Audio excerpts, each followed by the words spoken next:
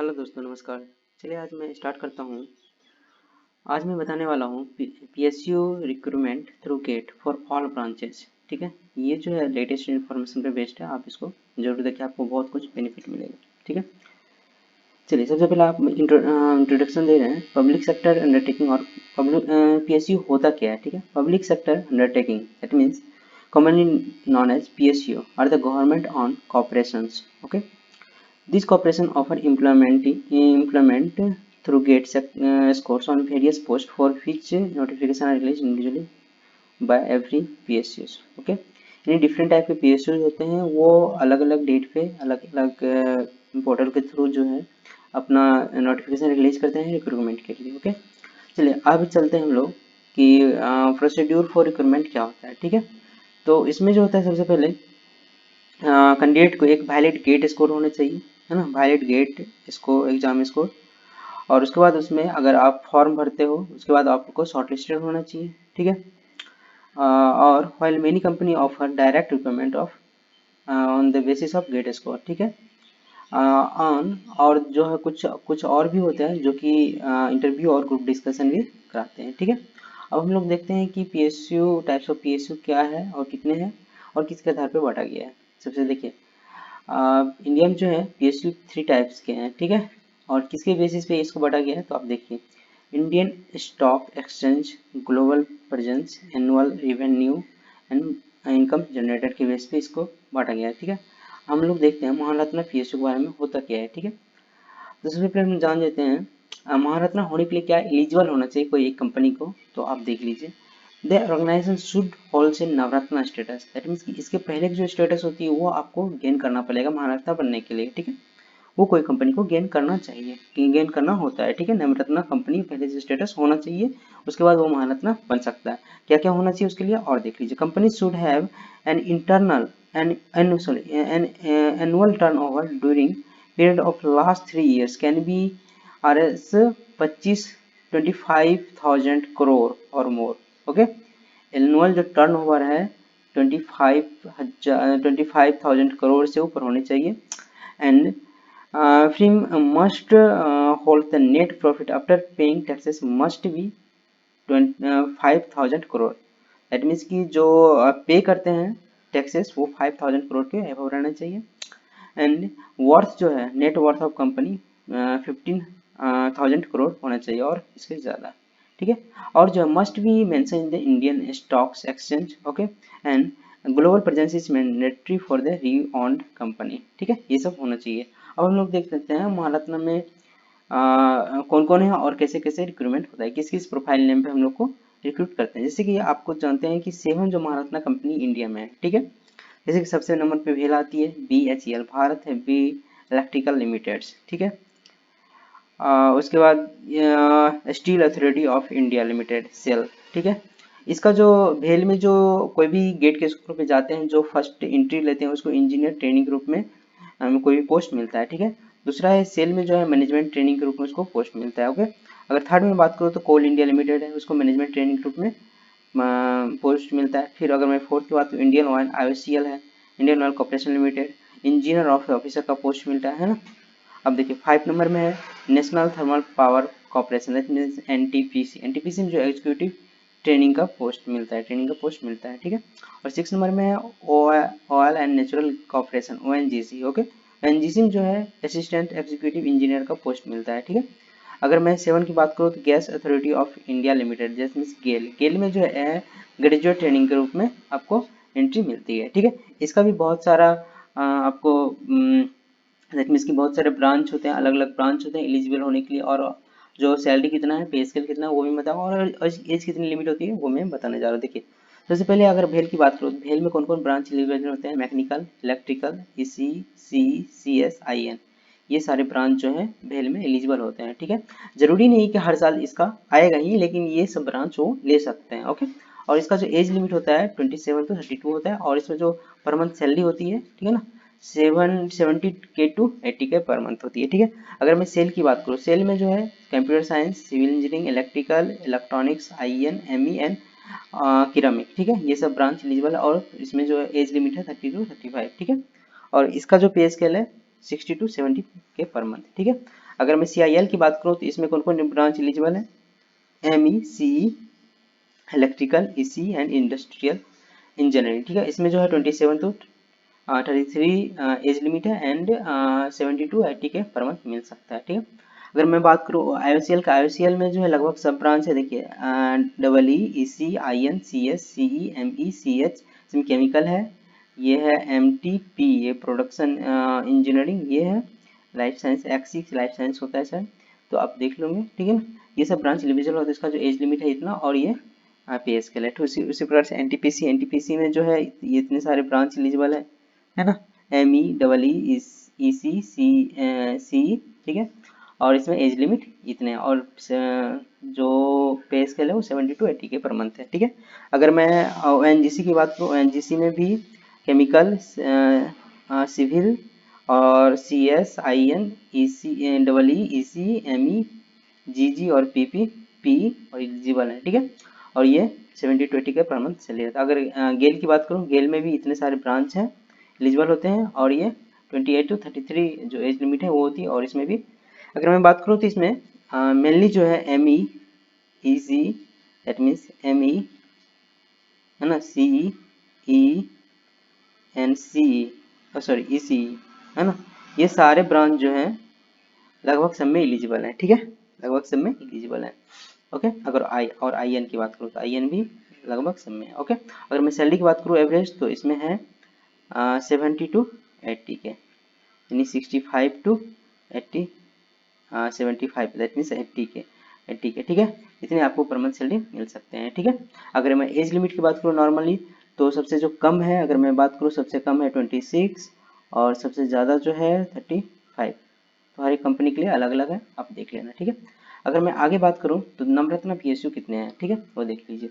नवरत्न PSU में एक जो है, जैसे महारत्न को फुलफिल करने के लिए कुछ क्राइटेरिया होता है, उसी प्रकार से नवरत्न को PSU में भी कुछ क्राइटेरिया होता है। ये जो है मेनली देखिए क्या क्राइटेरिया होता है, the company must maintain the composite score of almost 60 और एबव और मोर आउट ऑफ 100 मार्क्स, ठीक है, on the basis of 6 selected parameter. ये जो पैरामीटर होती हैं, ठीक है, earning per shares maximum 10 rupees होना चाहिए, gain gross margin as capital employed, ठीक है, मैक्सिमम 15, इंटर सेक्टरल परफॉर्मेंस है ना, gross profit as turnover 15, net profit to net worth 25, man power cost to cost of production service, ठीक है, 15 होना चाहिए, ये सब होना चाहिए, ओके, ठीक है।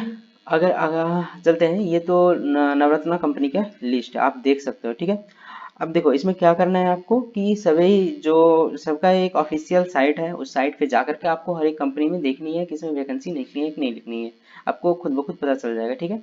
अगर मुझसे मैं अपडेट करते रहूँगा किस कंपनी में आ रही है, किस कंपनी में आएगी, ठीक है। अब इसे देख सकते हो, इसमें VEL है, Bharat electronics limited, container corporation of India limited, engineers India limited, Hindustan aeronautical HAL है, हिंदुस्तान एरोनॉटिक्स लिमिटेड, इसमें है Mahanagar telephone Nigam limited, national aluminium company limited, ठीक है। इस तरह से बहुत सारी कंपनी इसमें है, ठीक है, आप देख सकते हो। इसमें आप जा करके इसमें जो है ये भी है Rashtriya Ispat Nigam limited, rural electrification corporation limited, ठीक है ना, और shipping corporation of India limited, ठीक है, इस तरह से, और ऑयल इंडिया लिमिटेड, इस तरह से भी बहुत सारी कंपनी है, ठीक है। जाकर के आप मेन साइट पे देखिए इसमें कौन सी वैकेंसी निकली है नहीं निकली है, ठीक है। अब देखिए अगर मैं सम कंपनी की बात करूँ, कुछ कंपनी के संरचना PSU के, उसमें किस कौन कौन ब्रांच एलिजिबल होते हैं, तो मैं उसको बात करना चाहता हूँ। देखिए सबसे पहले नेशनल बिल्डिंग कंस्ट्रक्शन कॉर्पोरेशन में तो सिविल इंजीनियरिंग एलिजिबल होते हैं, और उसका जो एज लिमिट है ये है, और इसमें जो है पर मंथ कितना मिलते हैं, ठीक है, ये इनिशियली है, ठीक है, आपको बढ़ भी सकता है और परफॉर्मेंस के बेस पे, ठीक है। Container corporation of India limited Concor है, सी के लिए ही है। पावर फाइनेंस कॉर्पोरेशन CS और फाइनेंस के लिए है, ठीक है। राष्ट्रीय इस्पात निगम लिमिटेड है ना, इसमें EEE, CSE, IT और ME एलिजिबल है, ठीक है। रूरल इलेक्ट्रिफिकेशन कॉर्पोरेशन लिमिटेड, ठीक है, ये जो है EE के लिए वैलिड है, ओके। अगर मैं इंजीनियर्स इंडिया लिमिटेड की बात करूँ, EIL, ठीक है ना, और तो इसमें सिविल इंजीनियरिंग, मैकेनिकल, IE और EE एलिजिबल है, ठीक है। और नेवेली लिग्नाइट कॉर्पोरेशन का बात करूँ तो इसमें ये सब ब्रांच एलिजिबल है, और ये सब ब्रांच एलिजिबल है इस कंपनी में। नेशनल मिनरल डेवलपमेंट कॉर्पोरेशन, ठीक है। देखिए इसमें जो है डिफरेंट टाइप के सैलरी है और डिफरेंट एज है, आप इसको देख के अनुमान लगा सकते हो, ठीक है। आगे चलते हैं हम लोग मिनी रत्ना पे चलते हैं, ठीक है। मिनी रत्ना कितने हैं और क्या क्या होते हैं मिनी रत्ना में। मिनी रत्ना जो है 2 टाइप के होते हैं, आप देख लो, कैटेगरी 1 और कैटेगरी 2, ठीक है। कैटेगरी 1 में कौन आते हैं, कैटेगरी 1 में आते हैं जो कंपनी जो है लास्ट 3 ईयर्स में hold average profit of 30 crore और मोर जो होता है, यानी कि जिसका प्रॉफिट 30 करोड़ से मोर है उसको वो कंपनी कैटेगरी 1 में आएगी। और दूसरी बात जो होता है हायर, यानी दैट मीन्स कैपिटल एक्सपेंडिचर इस irrespective of higher directory approval of not more than 500 crore, that means 500 crore से उसका जो कैपिटल एक्सपेंडिचर नहीं होना चाहिए, ओके। और दूसरी बात है, दूसरा जो कैटेगरी उसका क्या क्राइटेरिया है देख लीजिए। उसमें है large profit from last 3 years, एक लार्ज प्रॉफिट आना चाहिए, दैट मीन्स कि आप कहोगे तो 30 करोड़ से कम ही आना चाहिए, दैट मीन्स कि आप 10 करोड़ तक अनुमान लगा सकते हो, ठीक है, उससे नीचे, ठीक है। एवरेज नेटवर्थ इज गुड, ठीक है, ओके, गुड होना चाहिए, दैट मीन्स कि प्रॉफिट होना चाहिए, लॉस में नहीं जाना चाहिए। और दूसरा है कि 300 करोड़ तक एक्सपेंडिचर कर सकता है, इसके ज़्यादा नहीं कर सकता है, ठीक है। ये मिनी रत्ना। अब देखिए मिनी रत्ना कंपनी की बहुत सारी लिस्ट है, AAI है ना, एयरपोर्ट अथॉरिटी ऑफ इंडिया, जो मैंने उसमें बताता हूँ ये है। उसके बाद भारत डायनेमिक्स लिमिटेड, भारत संचार BSNL है ना। उसके बाद मिनी रत्ना वो कैटेगरी 1 में आते हैं। उसके बाद ये सब बहुत सारी कंपनी आप देख सकते हो, कोचिन CPR लिमिटेड, ठीक है ना। और उसके बाद हिंदुस्तान कॉपर लिमिटेड है ना। उसके बाद गोया CPR, ये सब कंपनी है, आप देख सकते हो और जाकर के इसके मेन पोर्टल पर वहाँ से वैकेंसी चेक कर सकते हो, ठीक है। और ये सब बहुत सारी कंपनी है, आप इसको देख लो और एक बार देख करके आप इसके साइट पे जाओ और देखो कि वो वैकेंसी निकली है कि नहीं। अगर आएगी तो अगर कोई अच्छी वैकेंसी होगी तो मैं खुद आपको बता दिया करूँगा, ठीक है। इसमें बहुत सारी कंपनी है, जैसे कि मैं अगर बात करूँ तो Hindustan paper limited, no no no no. और अगर मैं बात करूँ तो ओके, ये भी इंडियन रेलवे के अंदर आता है, Indian railway catering tourism corporation limited, ठीक है ना। उसके बाद हाँ, MOIL लिमिटेड, ठीक है, मैंगलोर रिफाइनरी पेट्रोलियम केमिकल, ये भी है। उसके बाद नेशनल फर्टिलाइजर लिमिटेड, एंड फिर national institute company, national seeds, ठीक है, नॉर्थन क्वालिफाइड नेशनल इंस्टीट्यूट, हाँ, north eastern electric power corporation limited, okay, ONGC विदेश limited, okay, Pawan Hans helicopter limited, इसमें भी project and development India limited. और 52 में जो है यहाँ 52 में, ओके, 52 में और है कि रिटेल कॉर्पोरेशन इंडिया लिमिटेड। उसके बाद ये सारी जो है कंपनियां हैं, ठीक है। अगर मैं आगे चलूँ तो मिनी रत्ना में देखिए मिनी रत्ना के 1 में कौन कौन कंपनी जो है रिक्रूट करती है और किस किस ब्रांच को करती है वो आप देख लो। जैसे कि AI जो है अक्रॉस इंडिया कहाँ कहाँ और किस पोस्ट पे मिलता है, JEE पोस्ट पे, ठीक है।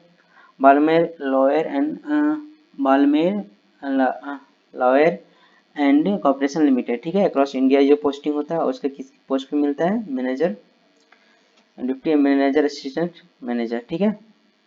उसके बाद manager, deputy manager and assistant manager, ठीक है, इस पोस्ट पे मिलता है। उसके बाद हिंदुस्तान न्यूज प्रिंट लिमिटेड, ये है कोट्टयम और केरला में, ठीक है, कंपनी ट्रेनिंग के रूप में मिलता है। ये सब सारी कंपनियां हैं, आप इसको देख सकते हो और कहाँ कहाँ पोस्टिंग हो सकती है और किस किस पोस्ट पे हो सकती है, आप वो भी देख सकते हो, ठीक है। अगर मैं यहाँ से बात करूँ तो राइट्स का जो है गुड़गांव हरियाणा में और असिस्टेंट इंजीनियर के रूप में लेता है और सिर्फ सिविल को लेता है, ठीक है। अगर मैं इसका बात करूँ तो Numaligarh refinery limited RLL across India, ठीक है ना, ग्रेजुएट इंजीनियरिंग ट्रेनिंग ग्रुप में इसको पोस्टिंग होता है, ठीक है। अब देखो आगे है, ये भी कंपनियां हैं, आप ये भी देख सकते हो, इसमें मैं 19 को कंपनी ऐड किया हूँ, ठीक है। इसमें आप देख सकते हो इस पोस्ट पे आपको इस जगह आपको ये है प्लेस का नाम जहाँ आपको पोस्टिंग होगा और ये है प्रोफाइल नेम, क्या है, प्रोफाइल नेम, ये है आपको कंपनी नेम, ठीक है, नेम ऑफ कंपनी, ये सब कंपनी नेम है, आप देख सकते हो अच्छे से, ठीक है। अगर मैं आगे बात करूँ तो मिनरवा सेकेंड जो आती है ना, उसमें ये सब कंपनी है, ठीक है, ये ऑफिशियली है, मैं इसका PDF भी आपको प्रोवाइड कर दूंगा, ठीक है। आगे मैं और बात करूँ तो देखिए मिनीरत्ना सेकेंड जो रिक्रूटमेंट होता है उसका कौन कौन होता है, ठीक है। अब देखो मिनीरत्ना सेकेंड का कुछ कंपनी है जो रिक्रूट करती है और इसका जॉब प्रोफाइल क्या है वो भी देख लो, ठीक है। इसमें ये सब कंपनी आती है, broadcast engineering consultant limited, EDCIL India limited, ferro scrap Nigam limited, HMT MECON limited, national small industry corporation limited, PEC limited, ठीक है ना, राजस्थान इलेक्ट्रॉनिक्स इंस्ट्रूमेंटेशन लिमिटेड, ठीक है। और ये सब जॉब प्रोफाइल है जो कि इस पे एंट्री होता है, ठीक है। अगर मैं आगे बात करूँ तो ये देखिए कुछ और मिनी रत्ना जो फर्स्ट और सेकंड से ली गई है, ठीक है ना, और उसमें कितने कौन कौन ब्रांच एलिजिबल है, जो जो मेन कंपनी है मैं यहाँ ले चुका हूँ, ठीक है। और कितने सैलरी होते हैं वो आप देख लो, ठीक है। जैसे ए आई में जो है 3 ब्रांच एलिजिबल होते हैं, सी ई सी ई डबल ई और ई सी, ठीक है। अगर मैं नुमालीगढ़ गर और रिफाइनरी लिमिटेड की बात करूँ तो इसमें chemical E double E C M E and instrumentation इसमें एलिजिबल होते हैं। और T H D C India limited की बात करूँ तो इसमें सी डबल ई और एम ई लिमिट जो है एलिजिबल होते हैं, ठीक है। राइट्स में बात करूँ तो ई सी ई और सी एलिजिबल होते हैं, ठीक है ना। और ये जो एज लिमिट है, ये एज लिमिट कुछ गलत लग रहा है, 53 टू 55। ओ ये हो सकता है ये हो सकता है आपको 35 टू 55, ये उस तरह से हो सकता है, ठीक है। ओके, इरकॉन इंटरनेशनल लिमिटेड सी, ओके ओनली सी के लिए। क्या आई ओ एस एल लिमिटेड जो है ECE और ME के लिए, ठीक है। आप ये सब देख सकते हो। और कोचिन CPR लिमिटेड CSIT के लिए, HSCC इंडिया लिमिटेड है ना, इसमें CEE और CS के लिए, NFL जो है CS EC ME और CE के लिए, ठीक है। इतना सारे हैं, ओके। और ये पर मंथ सैलरी है, ठीक है, ओके। ये आपको कुछ कंपनी के बारे में बताया। अगर मैं अब जो है कुछ एक खास कंपनी के बारे में लेकर के या खास ब्रांच के बारे में लेकर के, कोई एक ब्रांच लेकर के उसके बारे में बताऊंगा, उसके लिए कौन कौन कंपनी है और कितने सैलरी मिल सकता है और कौन सा पोस्ट आपको मिल सकता है, और ये 2020 में कौन कंपनी जो है किस ब्रांच को रिक्रूट कर रहे हैं, ठीक है। मैं इस पे बनाऊंगा, एक ओवरऑल मैं बना दिया ताकि आपको कुछ आइडिया हो जाए, ठीक है। और मेरा एक टेलीग्राम चैनल है, आप इससे ज्वाइन कर सकते हो, ठीक है, ओके। और please like and subscribe my YouTube channel, ठीक है। Thank you for watching and have a nice day, thank you so much.